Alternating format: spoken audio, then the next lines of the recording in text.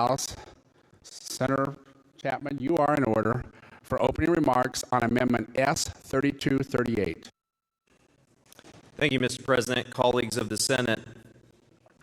When I opened with a speech to open this legislative session, I quoted the great abolitionist Daniel O'Connell when he said, "Nothing is politically right that is morally wrong." And then I went on to say that today there is little that can be argued as more horrendous, more objectionable, and more morally wrong than to take innocent life. The assault on the defenseless has silenced over 60 million, perhaps even more than 60 million, since 1973, and that number mounts every day. This legislative body has stood courageously for the life of the unborn. Regrettably, 5 unelected judges, with the stroke of a pen, fabricated a constitutional right to an abortion under Iowa's Constitution. This egregious usurpation of power will not be left unchecked. It is our responsibility, it is our oath-bound duty to rightfully propose to the people of Iowa a constitutional amendment to correct this judicial overreach. Mr. President, we have been working with the House to come to an agreement on language that can be proposed to the voters of Iowa. And that's what this amendment does. This amendment will allow the people, not unelected judges and not us, to decide the issue of who's going to make laws regarding abortion.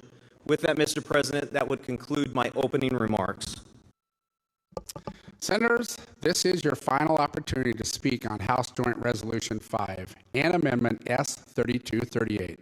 Once the Senate concurs in the House amendment, we will proceed to final passage. Do any senators seek the floor to speak on Amendment S 3238? The chair recognizes the senator from Lynn, Senator Mathis. Thank you, Mr. President. You know, over the past year, Iowans have come to the Capitol to exercise their rights to protest, to exercise their First Amendment rights. I've heard members of one group chant, "My body, my choice. My body, my choice." They're talking about vaccinations. They're talking about masks. But it's given me pause as a legislator to think deeply about our basic rights and freedoms. My body, my choice, my reproductive choice, my reproductive freedom, my basic rights. From the get-go today, I know that I won't change your mind about this resolution. It's a steamroller that's going to plow right through this crowd. I won't move the needle on this argument that has been firmly in place since well before Roe v. Wade. In fact, I'm certainly expecting Senator Chapman will stand and attempt to dismantle all my reasoning. I will certainly listen to you, I just may not agree. Because it's my body you're talking about. I'm not a philosopher, nor do I have a crystal ball that tells me the future. What we do have is history and how others have thought through this abortion argument. Many people have weighed in. In a much criticized and praised speech, Mario Cuomo, a Catholic, gave to a Notre Dame graduating class, and he said, "The truth that to assure our freedom, we must allow others the same freedom, even if occasionally produces conduct by them which we would hold to be sinful." He goes on, "We know that the price of seeking to force our beliefs on others is that they might someday force theirs on us. This freedom is the fundamental strength of our unique experiment in government, in the complex interplay of forces and considerations that go into the making of our laws and policies. Its preservation must be a pervasive and dominant concern. Now, you might argue that HJR is doing just that, Senator. It's not forcing a belief on others. It is giving the voters an opportunity to decide. And that, my colleagues, is where we differ. We differ greatly because it's my body you're talking about, my body. Many in this room might not choose to have an abortion or want your children or your children's children to do so. I'm one of those people. You would want them to listen to you about good choices, especially to make good choices about sexual activity.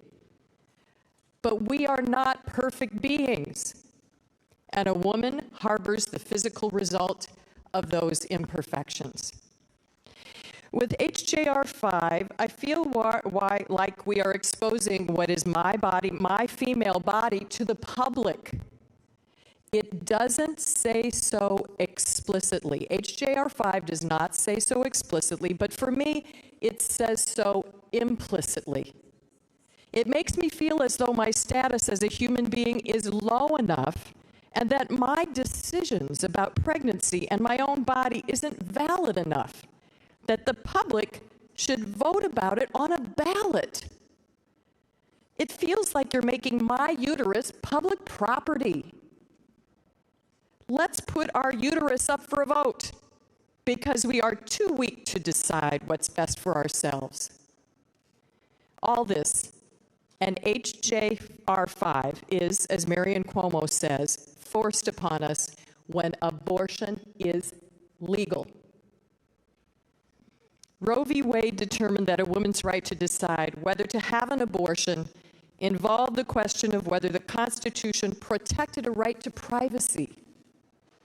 And now, even though the courts have ruled that the Constitution protects a right to privacy, you're going to take this to the voters to decide. You are going to make this a public vote, regardless of a woman's personal, very personal situation.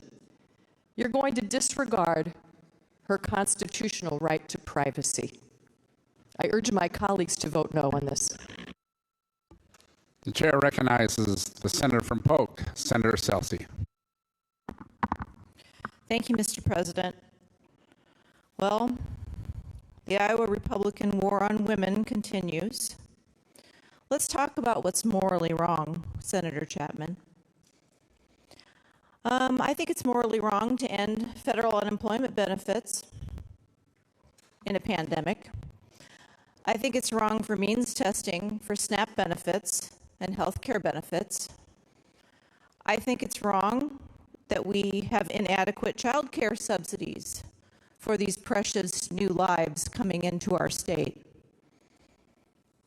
There's no budget allocation to make giving birth safer in Iowa. In fact, it's gotten decidedly more dangerous in the last 20 years. There's no meaningful leadership on raising wages for women or men.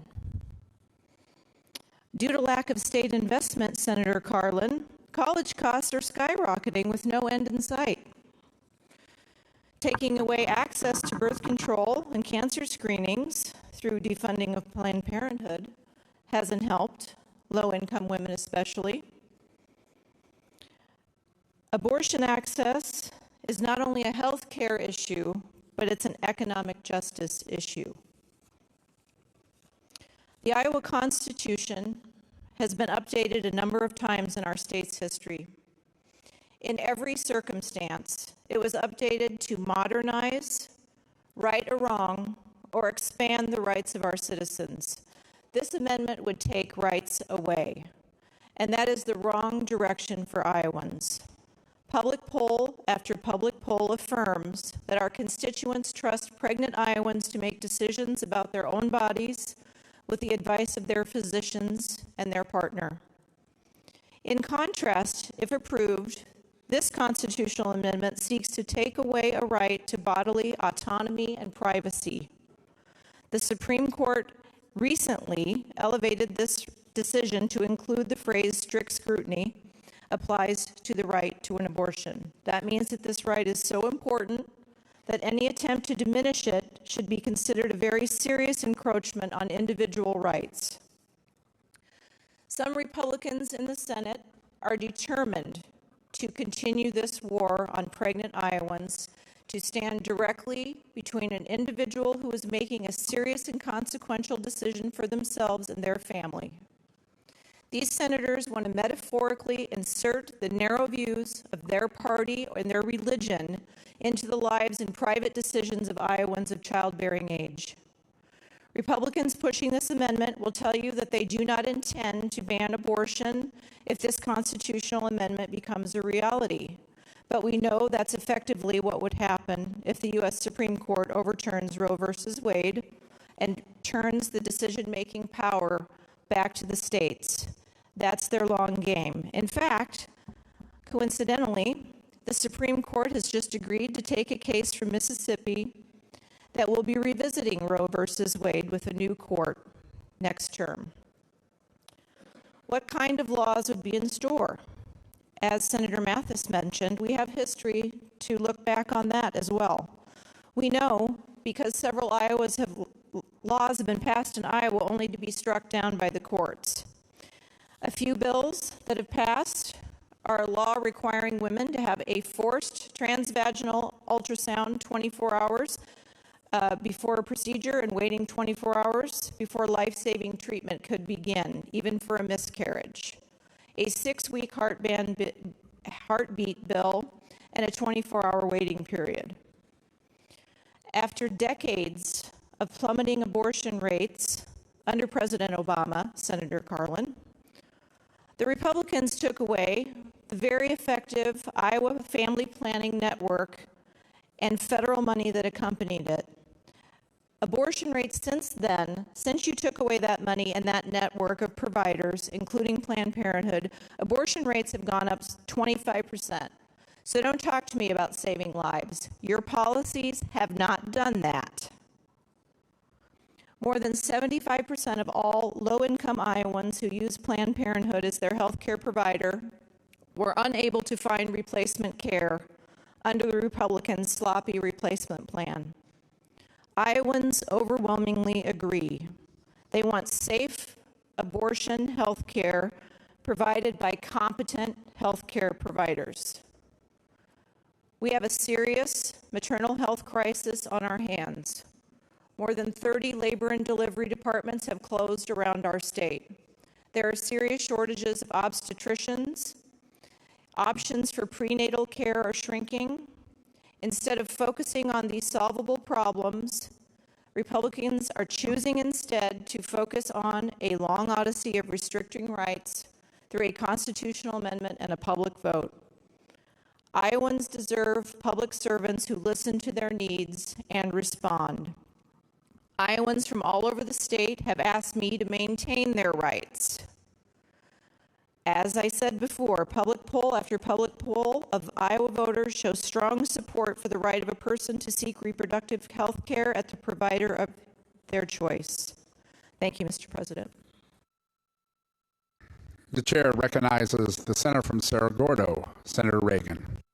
Thank you, Mr. President. Well, I recognize that we all have a variety of opinions on abortion, and I respect that. And with all those beliefs, I think we should respect all of the Iowans' beliefs. I appreciate the comments from Senator Mathis and Senator Celsi. They gave you very good reasons to vote no on this joint resolution, House JR 5. But I think we can all agree that every pregnancy is unique, and as Senator Mathis said, it is very personal. Iowans should have the freedom to make those decisions about their pregnancy in consultation with their doctor and their family. In America, yes, in America, people should be in charge of their own medical decisions. Everyone deserves the freedom to make their medical decisions based on their own special circumstances. For the very first time, this amendment would take away basic rights instead of protecting them. Iowans deserve freedom from political interference in their personal lives. This sounds like something you would be saying to us over here. And these private healthcare decisions should be between a woman and her doctor, not politicians in Des Moines, Iowa, in this room. With that, I would urge a vote no on HJR 5. The chair recognizes the senator from Polk, Senator Trone Garriott. Thank you. I oppose this legislation, and I've already spoken on it, but what I rise today to oppose is this process. It was absolutely needless for us to send this back to the House and have them send it back to us again. This needless back and forth between the House and Senate leadership over minute word choices is posturing. It's about power and control, a bunch of men trying to assert dominance over each other. And you are using the private reproductive health care decisions and women's bodies, bodily autonomy itself as pawns in this power play. Shame on you. Thank you. The chair recognizes the senator from Polk, Senator Petersen. Thank you, Mr. President. Ladies and gentlemen of the Senate, this constitutional amendment is another extreme attack on women and girls. It is part of a radical Republican agenda obsessed with banning abortion, safe, legal access to abortion care at the expense of the lives of women and girls in our state. It is no surprise that this constitutional amendment that puts the bodies of Iowa women and girls on the ballot comes at a time when the Supreme Court of the United States will be deciding the fate of Roe in the coming months. With the court newly shifted to a philosophy that puts anti-abortion extremism over Americans' rights to bodily autonomy. This is a dangerous moment. Americans and Iowans may very well see what it is like to live in a world without protections for the bodies of women and girls. This is the moment anti-abortion national lobbyists have been orchestrating for years. Today, we are looking at a word change in this constitutional amendment. What words could extreme anti-abortion groups use to convince voters to support an amendment that strips women and girls of their basic human rights, of their bodily autonomy? In this new version of the constitutional amendment, the word mothers has been removed. Isn't that ironic? Because mothers have been removed from the decision-making process of their own bodies with this resolution. Under this resolution, Republicans have decided that Iowa voters should decide who has control over the bodies of Iowa women and girls. Wow. Bodily autonomy has been a big conversation point this year. Should government decide if you need to wear a face mask to prevent the deadly spread of COVID-19? Should government decide if you need to get a vaccination to bring the COVID-19 global pandemic to an end in Iowa? Many of you have said no to both. No to wearing a face mask, and just recently in legislative overtime, you said tyrannical government should not force you to get a shot in your arm. You protected your nose, your mouth, and your arm. I am simply saying a woman's body deserves protections as well. But now you want to turn over women's bodily autonomy to Iowa voters. Somehow forced pregnancy is a different story for you than a face mask or a shot under any circumstance, including rape, incest, or the life of a mother. I would never dream of putting your body on the ballot to let voters decide if you have any constitutional rights to it. This is not a game. This is serious. Iowans see what's happening. They know the Supreme Court of the United States has shifted to a hostile stance on abortion access, even though it's out of step with Americans who overwhelmingly support keeping abortion legal. 77% of Americans support the right to safe, legal abortion care as protected under Roe. It means the future of safe, legal abortion care may no longer be available to Iowans that we know and love who find themselves in a situation where they need access to care. This isn't about making Iowa a safer place to have a baby. In fact, it puts the lives of women and girls at risk. This constitutional amendment takes away personal decision-making power from women, taking away our freedom to make personal decisions about what is best for our bodies, our future, our families, and our pregnancies. This is about an all-out ban on abortions with no exceptions. This is about oppression, the oppression of Iowa women and girls. And when one group of Iowans is oppressed, we are all oppressed. We're oppressed because you're controlling our bodies instead of lifting us up through equality. Iowans don't want to go back in time without safe legal abortion care when women and girls died, because it's time to move forward. Safe abortion care must be accessible. Iowans, you know, and I know, the people that we love may at some point need access to safe abortion care. This is just part of a broader and even more extreme agenda where the focus will be on passing law after law to make legal abortion care inaccessible. Women and girls and the people who love us shouldn't have to keep fighting for bodily autonomy. It is a basic human right. You've taken away access to family planning for thousands of women, as Senator Celsi pointed out. You've sat by silently since Medicaid privatization went into effect as 18 labor and delivery departments closed their doors to Iowa women in communities across our state. Centerville, Sheraton, Des Moines, Esterville, Guttenberg, Iowa Falls, Keosauqua, Manning, Mount Pleasant, Muscatine, New Hampton, Red Oak, Rock Valley, Sibley, Sioux City, Washington, Webster City. Excuse me, Senator Petersen. This is very important resolution that we're talking about right now.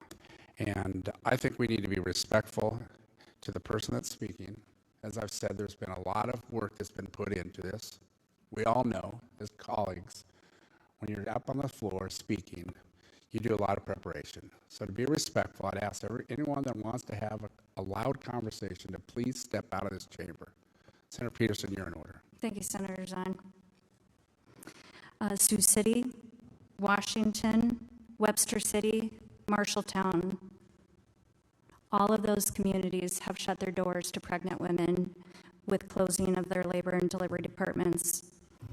You've ignored legislation to make Iowa's workplaces safer for women, where women can go to work and not worry about being sexually harassed, where they can get modest pregnancy and breastfeeding accommodations, or even earn a paycheck equal to men. You've turned down legislation to give women paid time off to bond with their babies or recover from a miscarriage or stillbirth. While Black women die in childbirth and lose babies to miscarriage and stillbirths at rates much higher than white women, none of our Senate Democratic bills to address these issues even received a subcommittee hearing. It's time to quit holding women back by pushing anti-abortion extreme policies and remaining complicit on bills that could advance equality in our state and make Iowa a safer place for pregnant women. Don't let the language of this constitutional amendment confuse you. It is written for the sole purpose of banning access to safe abortion care in Iowa. Taking away safe, legal abortion care won't protect women and girls. You will put their lives at risk. Voting yes to this resolution is voting against women having decision-making power over their own bodies. You are putting our bodies on the ballot and our lives on the line. Please vote no. The chair recognizes the senator from Woodbury, Senator Carlin. Thank you, Mr. President, ladies and gentlemen of the Senate. I'd like to thank all my Republican senators and House representatives who worked hard to make this happen. I'd just like to read the words. Life. To defend the dignity of all human life and protect unborn children from efforts to expand abortion even to the point of birth. We, the people of the state of Iowa, declare that this Constitution does not recognize, grant, or secure a right to abortion or require the public funding of abortion. I think as a body, a lot of the work we do involves the consideration of children. When I look in the eyes of a child steadily, I see a duty and a responsibility to them. I see a destiny. And it is in that destiny that we find ways to value them, to preserve their rights, to protect their lives. And the reality is today our children run a gauntlet of survival that begins in the womb. Today as we sit here, the most dangerous place on earth for a child to be is in their mother's womb. 1 in 5 of them will see the end of life. They will never see the light of day. 1 in 4, and maybe more, will grow up without a father. We often talk about the mental health crisis of our children. Maybe there's a crisis because those children don't see that they are valued any longer. Maybe there's a crisis because they see no commitment from their fathers. And maybe the implications of that are so far-reaching as to redefine us as a nation and as a culture. Because how we relate and value and commit ourselves to protecting their lives and freedom was given to us as a duty by the Declaration of Independence and by our Constitution. How we value our children is also a reflection of our character as a people. The destiny of a nation, a state, and an individual is defined by their character. Abraham Lincoln is often held out as a man we should all try to emulate in what we do. He was a man who struggled mightily. We all know of his failures in life that he endured. He failed in business at 21, defeated in the legislature at 22, failed in business at 24, overcame the death of his sweetheart at 26, had a nervous breakdown at 27, lost a congressional race at the age of 34 and again at the age of 36, lost a Senate race at 45, failed to become vice president at 47, lost a Senate race at 47 as well. And yet, he found a path that was to be his destiny. Lincoln found himself. State your point. Mr. President, the Speaker should confine his remarks to the bill, not. Senator Walz, Senator Collin, please come to the well.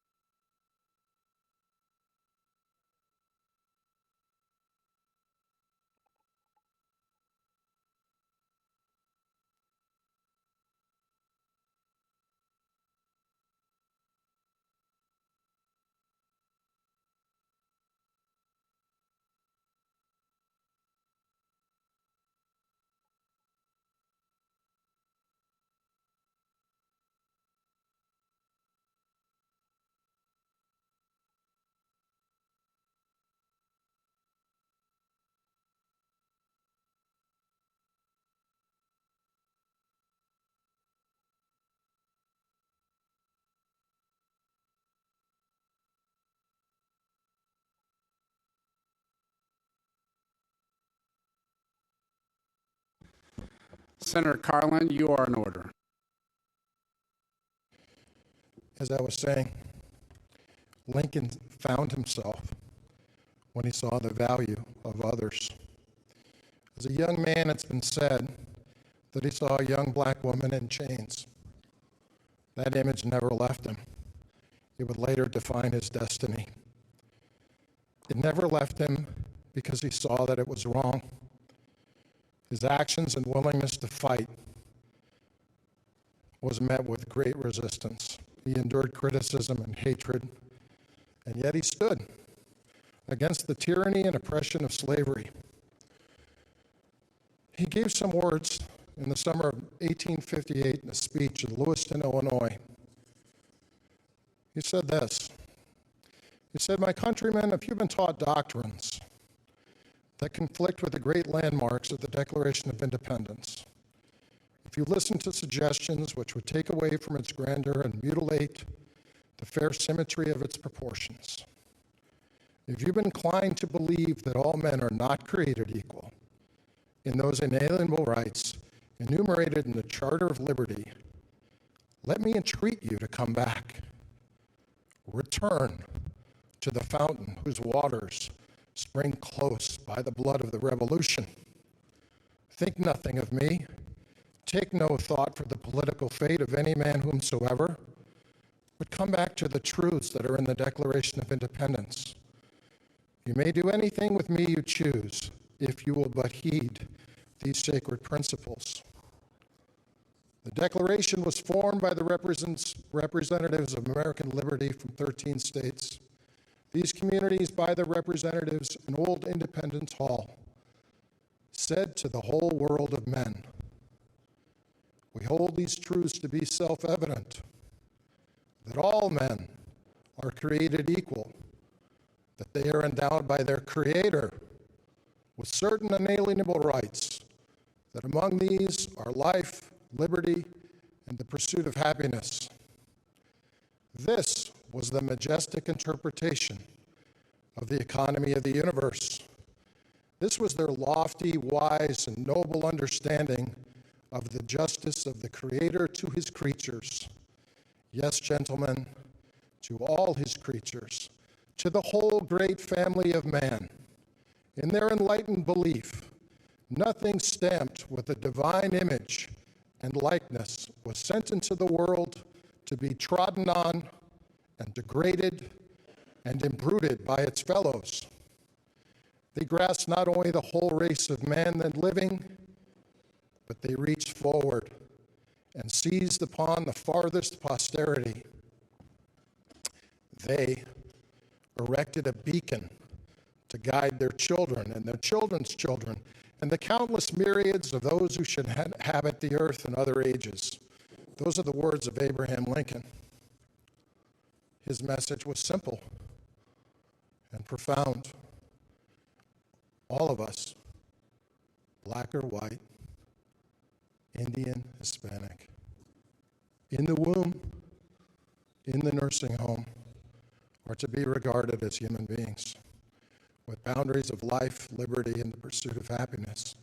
Lincoln didn't see slaves. He saw human beings. His character was defined by how he saw people. Our charge and our responsibility is to do what he did, to see the unborn as human beings, for that is who they are. From them will come our best friends, our fathers, our mothers, grandparents, sisters, brothers, teachers, doctors. We cannot allow ourselves to see them otherwise. Just because we do not hear a cry does not deny the reality of their existence. Today, we stand for the boundary of life our forefathers gave us. Today, we stand for the lives and destinies and generations yet to be. Today, we heed the wisdom of those who went before us to preserve the lives of those who follow us. Thank you, Mr. President. The chair recognizes the senator from Warren, Senator Garrett. Thank you, Mr. President. Well, I've listened to this debate, and I just want to make 2 or 3 little points here. We heard about individual rights. Several people mentioned that on this side of the aisle here. And then we heard about an attack on women and girls. Attack on women and girls. Well, ladies and gentlemen, what about the rights, the individual rights of the girl in the womb? I didn't hear anything about her rights over here. Does she have any rights?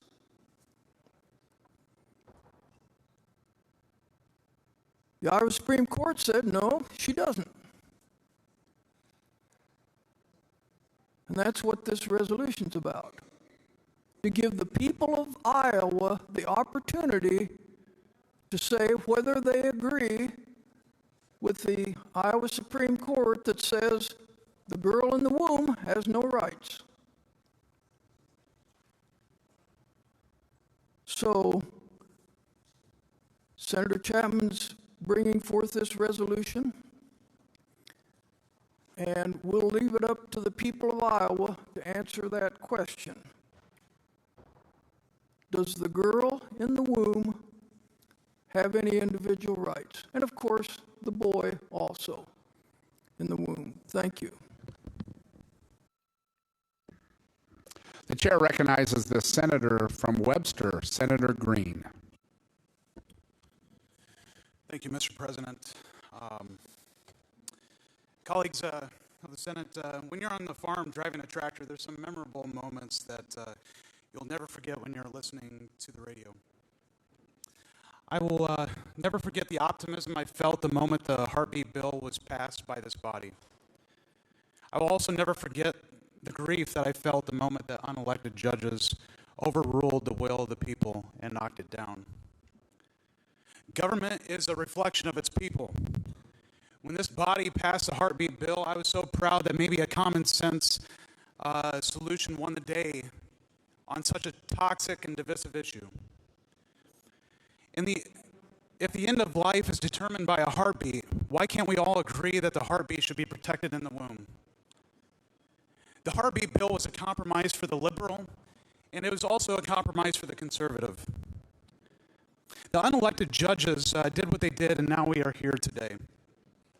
But we must be grateful about one thing with this issue. We still live in a country where the people's voice will not be silenced. The courtroom will not have the final say, but rather Iowans, on what the future holds for this issue. There is a voice that cannot be heard, though, and that is the voice that is in the womb. We must speak for that voice if our liberties are to be maintained. Colleagues, I tend to be an optimist due to being a farmer. I'm always thinking about the harvest that is to come. That is the living hope for our Christian faith, and it is also the hope for those who share in my occupation. It takes patience, endurance, perseverance to make a bountiful harvest a reality. Colleagues, imagine a day of a fruitful harvest where we can work together as Democrats and Republicans without this issue putting a dark cloud over this room. To my fellow Iowans, I see a day of a fruitful harvest in my lifetime, at least in the lifetime of these little ones up here, where we will no longer live in an environment where neighbors hate each other politically due to this issue. Brothers and sisters in this chamber, let's pass this and get it out of here. Thank you. Chair recognizes the senator from Polk, Senator Boulton. Thank you, Mr. President. Mr. President, I cannot let pass this idea that a branch of government carrying out a constitutional duty of judicial review is engaging in overreach. I can't support the repeated phrase, unelected judges in this chamber fabricating constitutional rights. We as legislators standing here debating in a constitutionally convened assembly, we need to take a moment with the rhetoric. Name calling a co-equal branch of government. Enough. I've disagreed with court decisions myself. But we do an incredible disservice to our people and to our Constitution, and incredible harm when we start jousting with other branches of government. When branches begin to easily attack each other.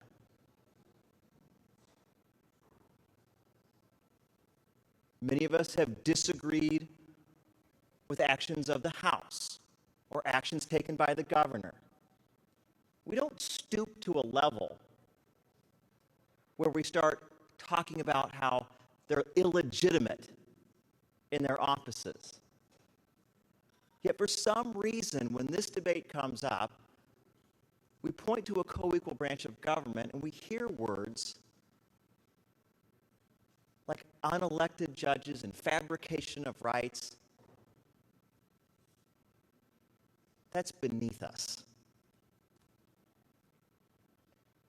We are engaging in the exercise of duties enshrined to us in the very language of our Constitution.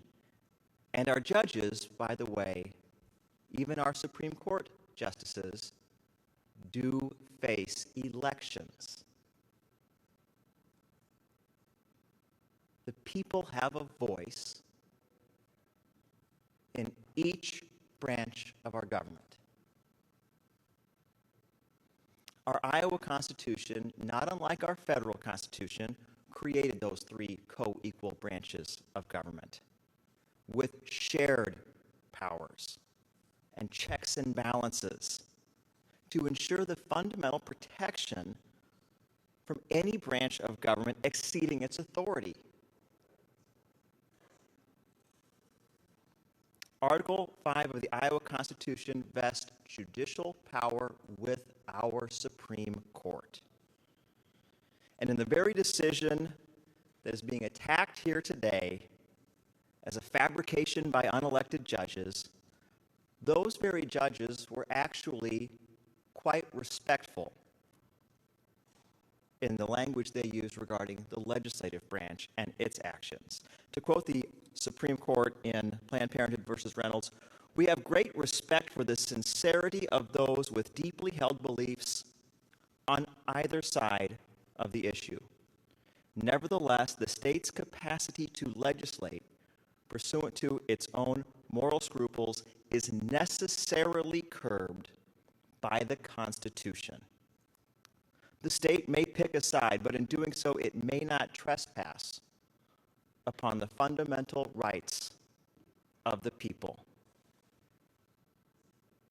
The court didn't point to the legislature and say, "You're drunk on power."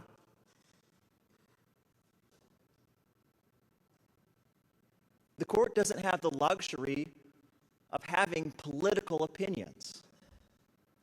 The court takes an issue presented to it, reviews the Constitution and case precedent, and issues an opinion reflective of what the Constitution and precedent allows.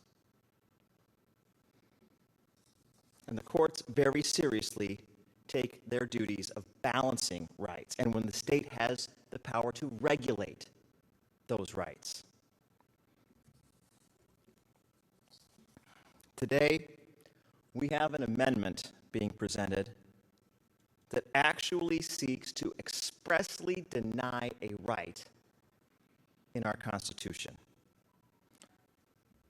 The senator from Woodbury read the language of the proposal. Let's be clear what is in the language of that proposal. This Constitution does not recognize, grant, or secure a right. Think about that. A document that is designed to preserve and protect our rights as citizens now has a proposal is going to start going down the path of expressly denying rights to the people. That is not acceptable. Chair recognizes the senator from Sioux, Senator Jay Taylor. Thank you, Mr. President.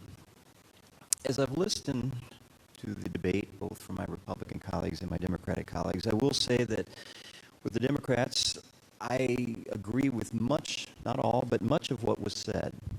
I think Republicans, sometimes we're not just tone deaf, but maybe we don't think about or realize or understand why people are pro-choice, why women feel like this is an attack on them, why they feel like we are disrespecting them, we're denying them the right to control their own body.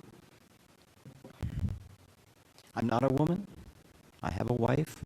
I have a daughter. I have a mother. But I'm a man. And so I'm not going to be able to understand that on a personal level in the same way. And I can respect that. I understand as much as I'm able, and I respect that argument. And I also understand the argument of bodily autonomy, the right of privacy, something that was recognized back in the 1960s and in the Roe decision as well by the U.S. Supreme Court. The right to privacy exists. It isn't spelled out, but that is one of those rights that's inherent. It's obvious. We have a right to be left alone. But as important as women's rights and privacy rights are, to me, the right to life is even more fundamental. It's more foundational. And to me, the desire to protect human life, especially the most innocent and vulnerable, is a cause that's worthy, even when the desire to protect innocent life conflicts with other valid rights and other valid and understandable concerns.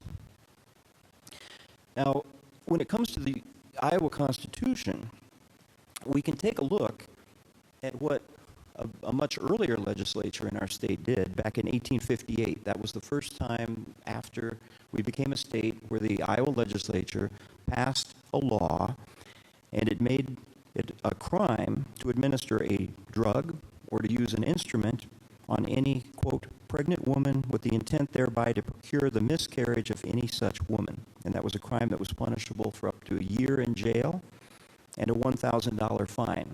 And back in the 1850s, $1,000, that was a large amount. It wasn't the woman that was held criminally liable, it was the physician or someone else who assisted with the abortion. Now that was 1858. That was 12 years after we were founded as a state. And I'm pretty certain that many of the members of the legislature who passed that law actually helped write the Iowa Constitution a dozen years earlier. This was not something that we have to wonder, well, what were they thinking when they wrote the Iowa Constitution? Did they include a right to abortion in there? Well, we know they didn't, partly because the history shows that it didn't exist. 12 years later, they would have remembered what the Constitution was. It would have been fresh in their minds, and they wrote that law. In 1873, Iowa Code was revamped in a substantial way. That anti-abortion portion remained. And in 1878, when there was a challenge, the Iowa Supreme Court weighed in and said, this law covers the entire pregnancy, because there was some question about, well, does it start at the quickening point, or when does this begin? They said, no, it starts from conception. It starts at the very beginning. That was 1878. The Iowa Supreme Court at that time did not see any right to abortion in that document. But in 2018, the Iowa Supreme Court found the fundamental right on a 5-2 decision.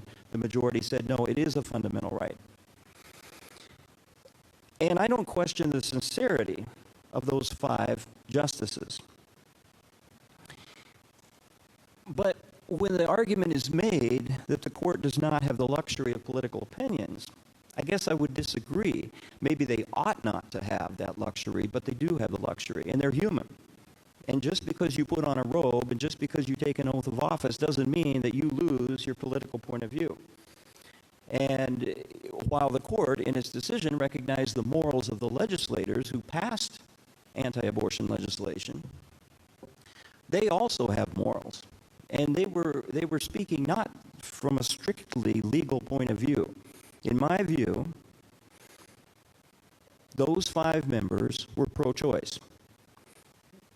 They had reached the decision in their own minds, in their own hearts, whether they realized it or not, they'd reached that decision, and then they went back and found the legal reasoning to justify it, either in the language of the Constitution or philosophical language. They justified the decision that to them made moral sense.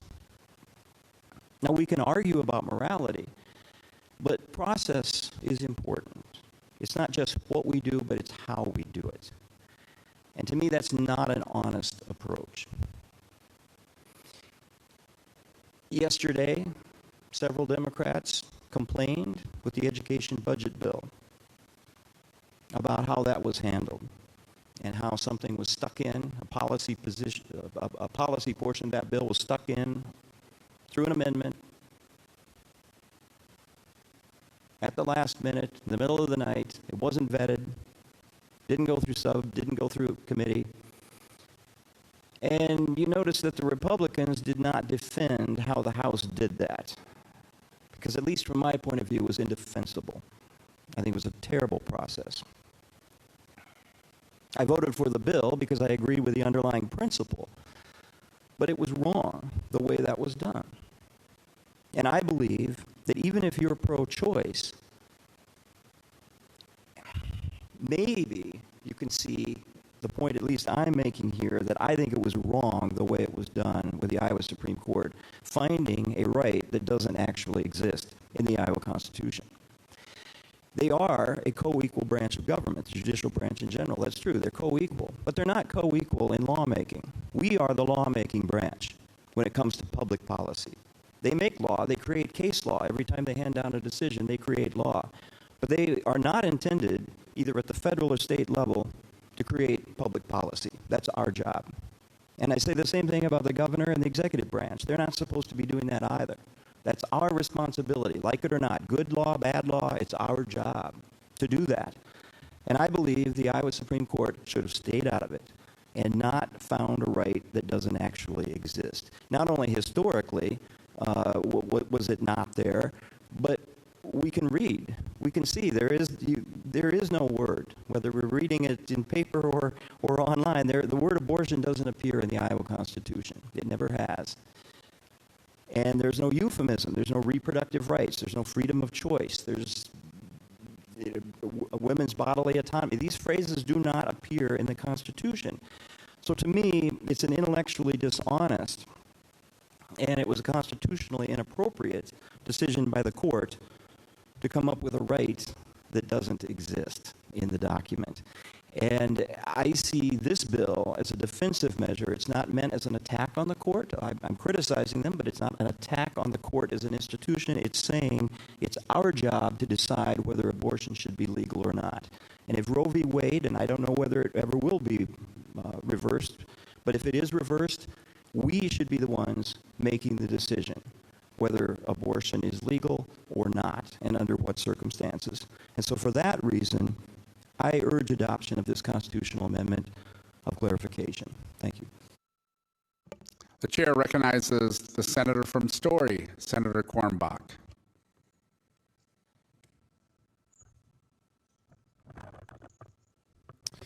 Thank you, Mr. President. I rise as one member of this body who is old enough to remember the days before Roe v. Wade, days in which in many states of this country abortion was illegal, days in which in all states of this country abortion nevertheless took place. Women of independent resources, or those who were the daughters, the wives, the girlfriends of well-to-do families, would get a plane ticket to another jurisdiction, to another state or another country that was more respectful of their rights. Those who had good social connections would often be able to find a cooperative doctor, a discreet medical institution that would find some other thing to call it, but would perform the procedure. Women of less means or less social connections would be relegated to the back alley, to the kitchen table, to attempts at self-inducing, often with disastrous medical consequences, bleeding, infection, sterility, and even death. Roe v. Wade made abortion safe and legal in this country.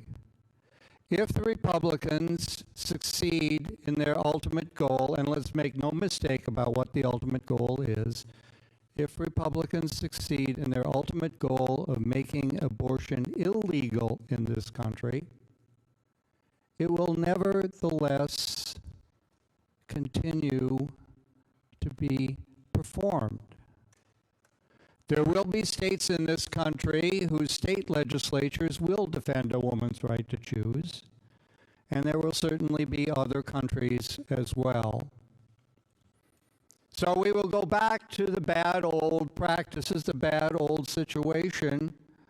Those of means and connections will get access to safe abortions, sanitary abortions.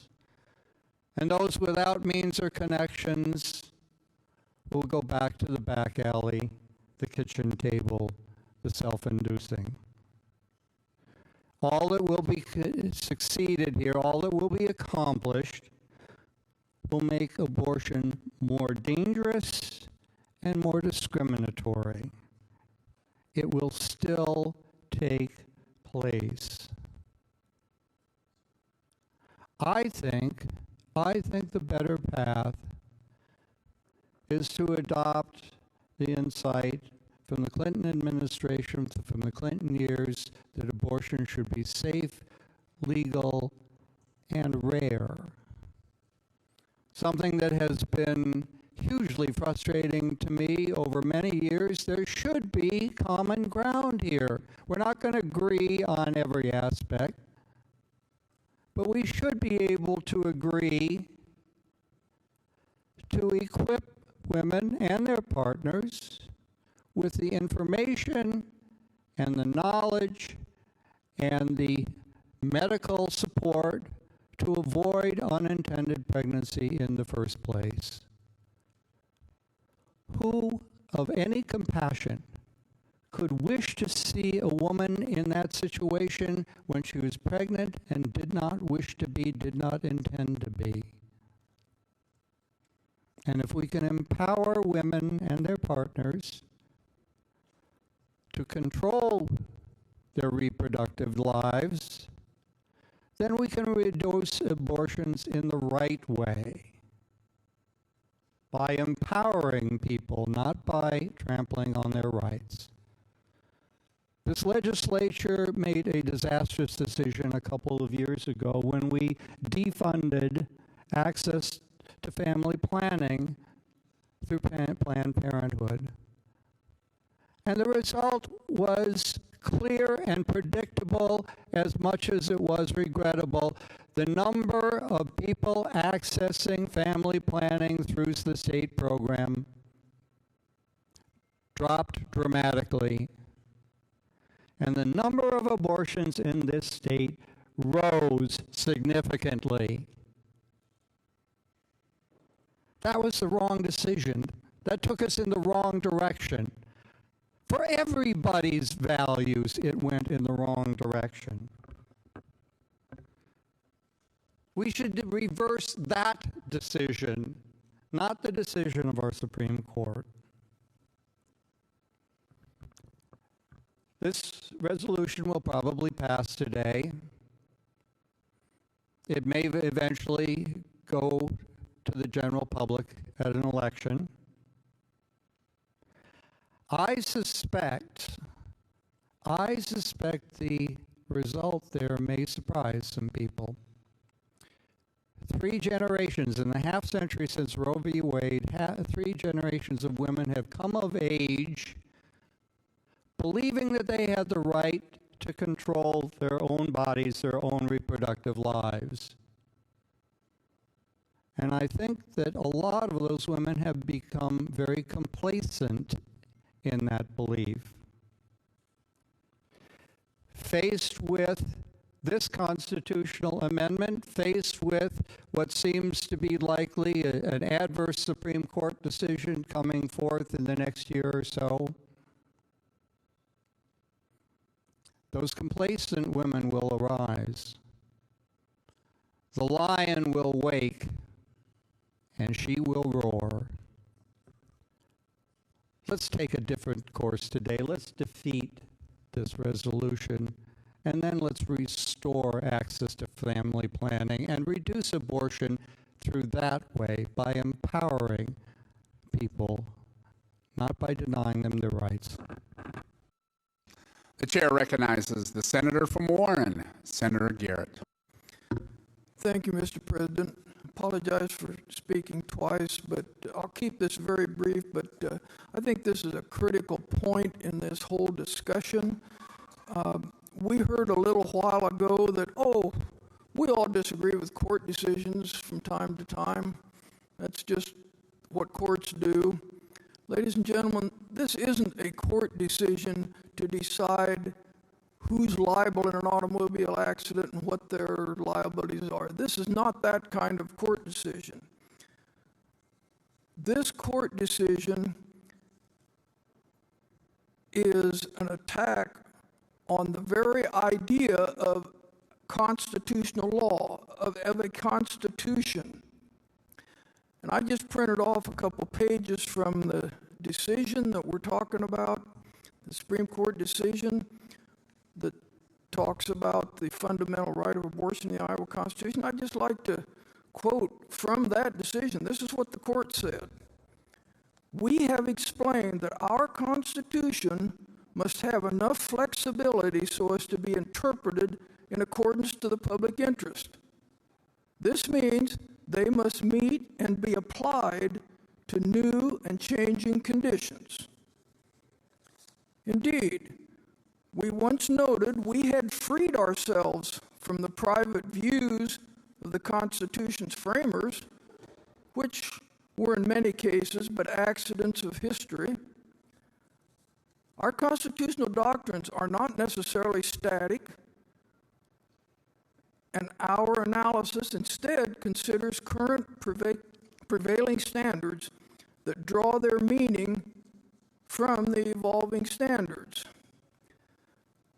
Now that's a very troubling view of what a constitution is. They're in effect saying, well, the Constitution changes as time goes along, and we get to tell you what those changes are. It's up to the court. We take an oath to defend the Constitution. We all do, judges do, everybody does. But what does that oath mean if the Constitution changes, the meaning of the Constitution changes? So I just think it's important to recognize that this is not an ordinary court decision. This is a decision where, in their own words, they're changing the meaning of the Constitution. Ladies and gentlemen, that is not proper. Thank you.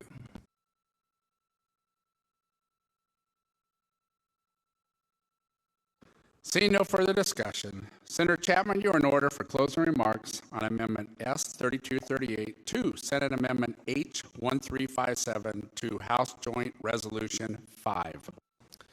Thank you, Mr. President and colleagues of the Senate. It's been an interesting conversation here today. You've all had your voices heard. Do you know who hasn't had their voices heard? It's deathly silent. 60 million babies.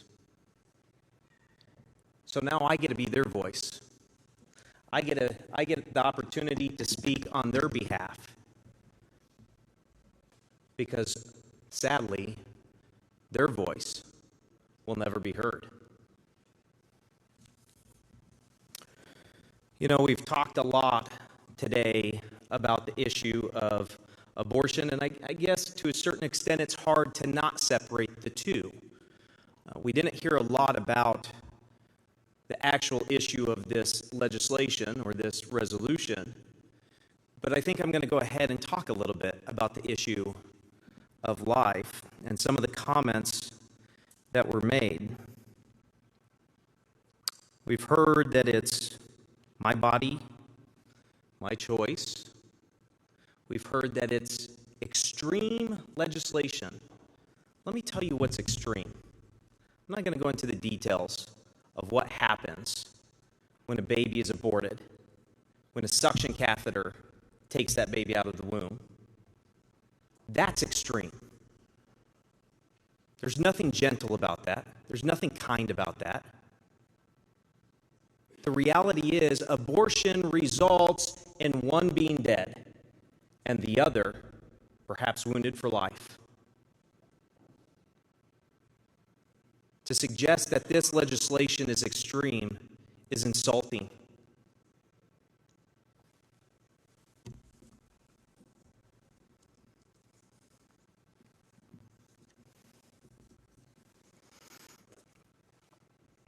We've heard a little bit about the disservice and harm done to my good friend from Polk. The disservice and harm done by judicial activists are far-reaching.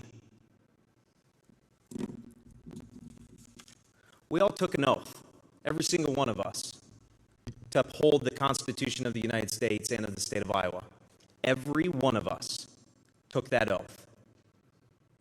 And not one person mentioned in Article 10 that the judicial branch has the authority to change our Constitution. It's not there. It talks about the General Assembly. It talks about the people of Iowa. But not once does it ever mention that the Supreme Court can use the power of the gavel to change the Constitution. Not intended to be that way. We're going through multiple steps. To the other senator from Polk who doesn't like the process, this is the process laid out in the Constitution. And we're actually following the Constitution. We're actually following the Constitution and fixing a decision, a feckless decision, by a Supreme Court who used their power to usurp Iowans. Not one person prior to 2017 could say that there was a right, a fundamental right to an abortion under our Constitution. If you want that power, if you think that ought to be in our Constitution, then put forward a joint resolution. There's a proper way to do it.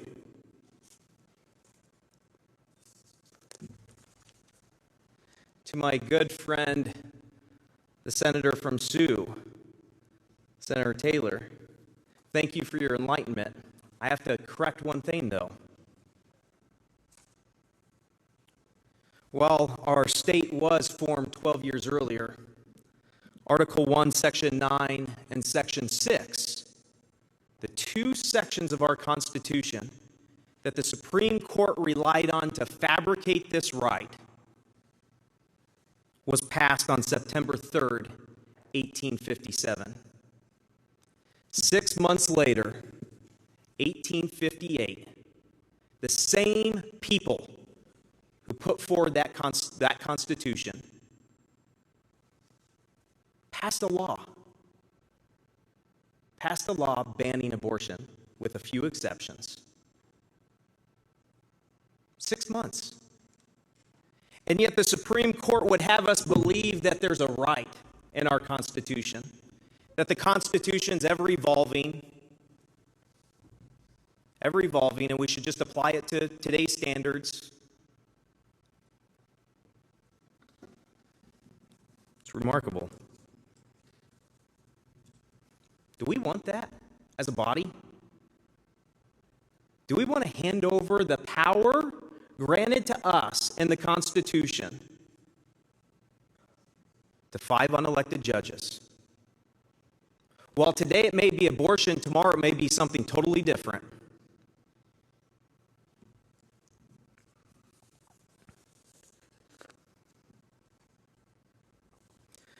We often forget, to a certain extent, that there's another person involved in this conversation. I agree with bodily autonomy. I agree that you have a right to control your body the way you want. But we leave out the fact that there is another human being involved. A person, a baby, their own blood type, their own DNA, their own eye color, their own fingerprint, their own heartbeat, their own brain, their own circulatory system.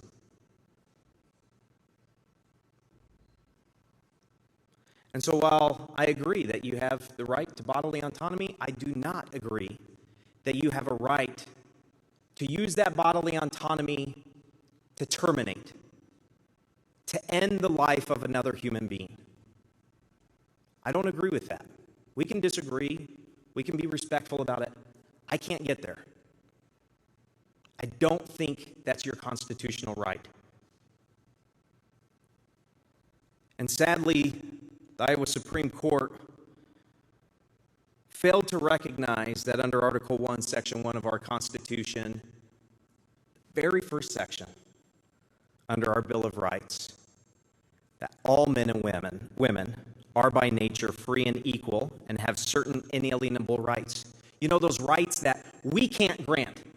If they're inalienable, they're intrinsic, they're inherent to you.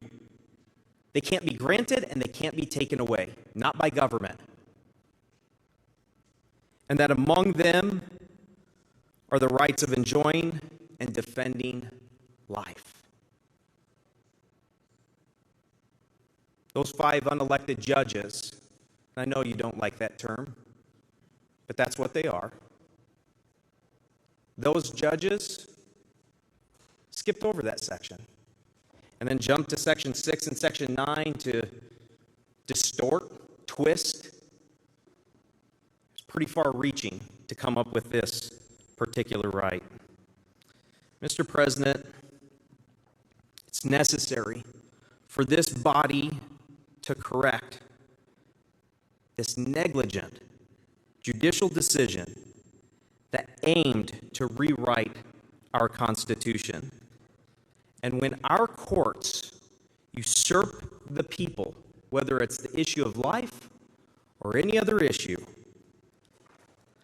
by using the power of the gavel to rewrite our Constitution, it is our oath-bound duty to respond. And so I am proud that the Senate and House have come together to begin this process to allow Iowans the opportunity to have their voice heard.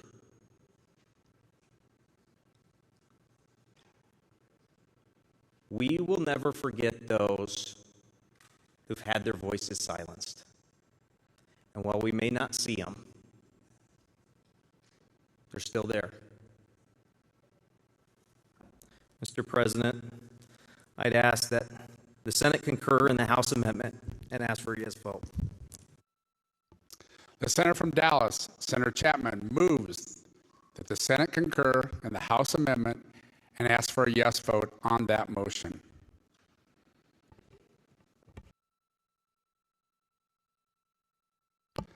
A record roll call has been requested.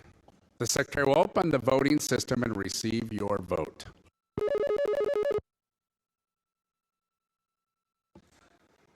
Senator Zahn votes aye.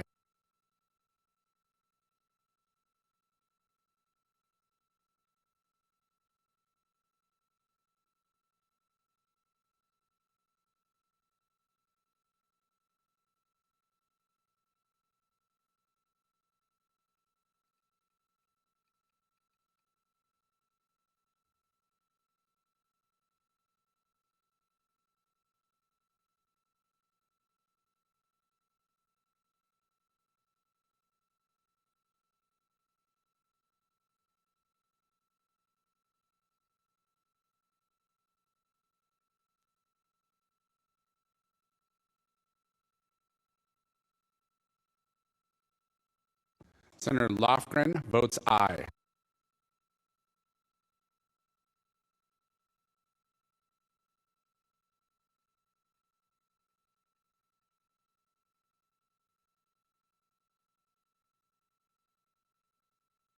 Senator Whiting votes aye.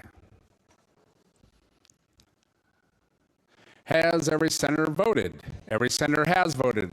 The secretary will close the voting system. The secretary will lock the voting system and record your votes. The Senate will pay attention to the result of the roll call. Those voting aye, 30, nay, 18. The motion has been adopted. The Senate concurs in the House amendment. We now move to the last and final reading of the bill. The secretary will read. House Joint Resolution 5. A joint resolution proposing to amend the Constitution of the State of Idaho to protect life, particularly the Constitution of the State of Idaho should not be construed to recognize, grant, or secure right to abortion, to require the public funding on abortion, be it resolved by the General Assembly of the State of Iowa. The senator from Dallas moves that the reading thus far be considered the last reading of the bill. Those in favor of the motion say aye. Those opposed say no. The motion prevails. Is the title agreed to? The title is agreed to. The question now is, shall the joint resolution pass? Those in favor of the passage of House Joint Resolution 5 as amended will vote aye. Those opposed will vote no. The secretary will open the voting system and receive your vote. Senator Zahn votes aye.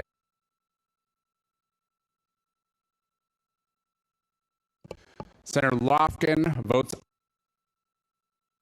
Senator Trone Garriott votes no. Senator Whiting votes aye. Senator J. Taylor votes aye.